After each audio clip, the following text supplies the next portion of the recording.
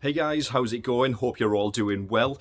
Some fantastic news. We've started opening back up slowly but surely, and the kickboxing academy I go to has just recently opened up again, albeit for outdoor training only. But as you can see, the fine weather we've been having recently, outdoor training is not a problem at all. So in this video, I thought I'd demonstrate just some of the basic techniques in kickboxing, such as the jab, cross, left roundhouse kick and right roundhouse kick. Obviously, there are a lot more techniques you can execute in kickboxing, but things such as knees and elbows and the clinch if you're training Muay Thai.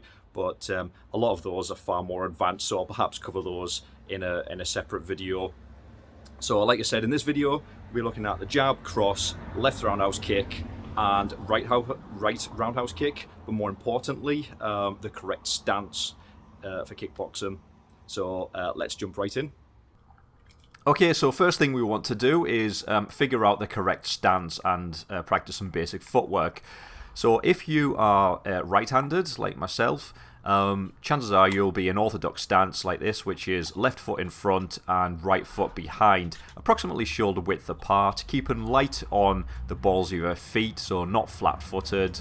If you're flat-footed in boxing or kickboxing, it makes it more difficult to evade your opponent's attacks.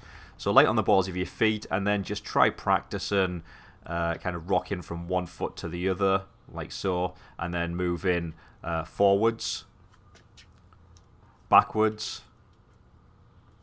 forwards, backwards, and just keep practicing this, and then try moving from side to side, right and left and right. So forwards and backwards, forwards, backwards, light on the balls of your feet, left, right, always keeping your hands up, always keeping in guard. Keep those hands up towards you, close to your head. If you drop your guard, it's easier for your opponent to smack you right in the face. But at the same time, as remember, it's keeping your hands up, practicing this foot stance, this footwork, moving forwards, backwards, left to right, keeping on the balls of your feet. Later on, you'll practice, circling around your opponent and things like that. But for basic beginners level, this is good to practice. Okay, so moving on to jab. Jab is extending the left arm if you're right-handed and you're in orthodox stance, such as me. So extend the right arm, keeping in guard. Your hands should be up directly at the temples on either side of your head. Extend your hand direct from your temple out, keeping your thumb on the outside. Don't have your thumb tucked inside your clenched fist, because if you land a hard punch, you could end up breaking your thumb. So keep your thumb on the outside, and then straight back to your temple. So don't drop your hand, and then extend. It should go straight from your temple out and then return straight back to your temple. Keeping your right hand in guard, so keeping your right hand at the side of your head, at your temple, almost as if you're brushing your hair or on the phone or something. Careful not to overextend your arm as well, by the way. This isn't good for your joints if you overextend your arm. So try and keep it, especially if you're just shadow boxing like myself here. Just try and keep it nice and loose. Don't overextend your punches, your kicks. So just practice this. You can see here I always take a slight step forward. For me, it just kind of closes the distance a little bit between myself and my opponent, and also can generate that little bit of extra power in my jab. So you can see here I'm just slight step forward and jab. Okay, so let's take a look at the cross. So back in orthodox stance, the cross is extending the right arm. But with a cross, pay attention to the footwork. I'm kind of up on the ball of my right foot, and really twisting my hips into that punch. So it's not just a case of throwing your arm out. You really have to twist that body into that punch to generate the power, because of the stance we're in. My right arm is a lot further back, so in order to close that distance between myself and the opponent, I need to twist my body into the direction of the cross.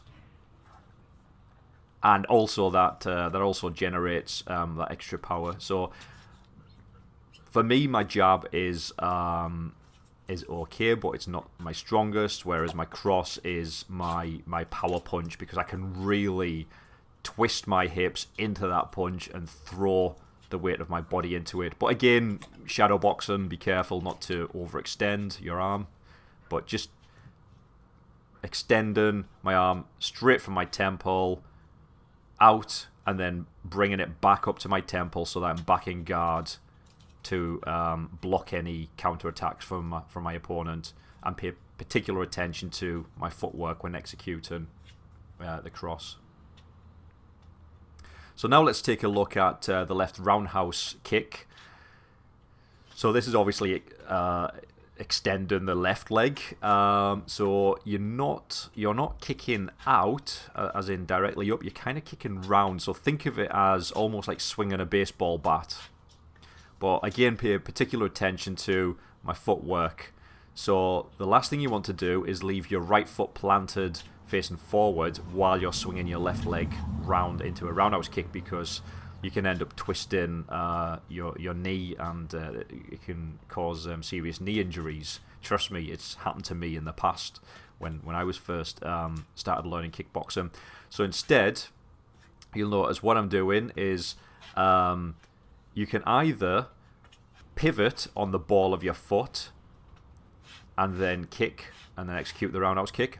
Or if you struggle to pivot on the ball of your foot, which I know I sometimes do, sometimes struggle, especially when I'm training outdoors and I'm wearing trainers, you can take a slight step out to the side with your right foot, and then execute the left roundhouse kick.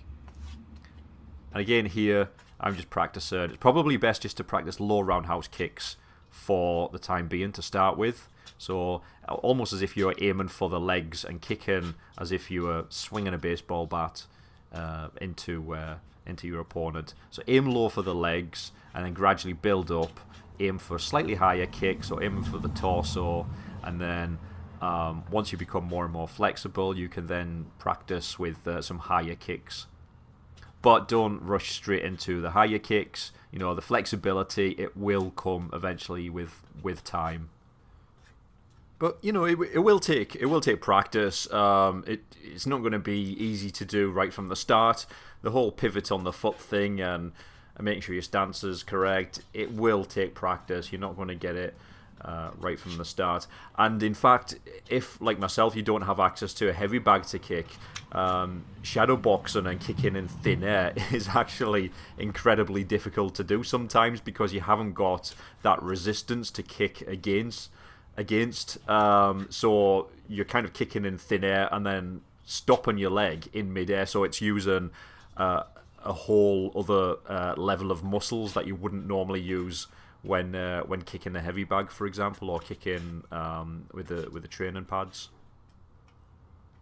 So roundhouse kick, exactly the same, obviously only with the right leg. So you can see here either pivoting on the ball of the left foot and bringing it so it's kind of pointing sideways, because that is the direction that we're aiming in. Don't leave your right foot planted facing forward, because you'll end up twisting your knee. Or if you, as I said, if you struggle pivoting on the ball of your foot, you can do a slight step out to the side instead, just before you execute the roundhouse kick. And what you can then do is, so you can just practice some of the techniques that you've been practicing in random order. So throwing that jab, cross, left roundhouse kick, and right roundhouse kick. Obviously, there are a lot more techniques to be learnt in kickboxing. We haven't covered hook, left hook, right hook. We haven't covered uppercut. And then there are techniques such as using elbows and knees, which is more of a Muay Thai techniques. But these are far more advanced. So at this level, for beginners, it is good to practice the correct stance the correct footwork, keeping on the balls of your feet and moving forwards, backwards, left, right, and just keep practicing that while keeping your guard up. Then once you're comfortable doing that, you can start executing some punches. So we can start with a jab. Just practice trying the jab. Don't rush into trying everything at once. Then move on to practicing the cross, then left roundhouse kick, then right roundhouse kick, and then in another video we'll take a look at hooks and uppercuts. Okay guys, that brings me to the end of this short video. Hopefully you've picked up some great tips. Like I said, these really are just the basics, the fundamentals to help build the foundation of your kickboxing training. Hopefully I can demonstrate some slightly more advanced techniques in a future video. In the meantime, look after yourselves, and again, thanks for watching. Bye for now.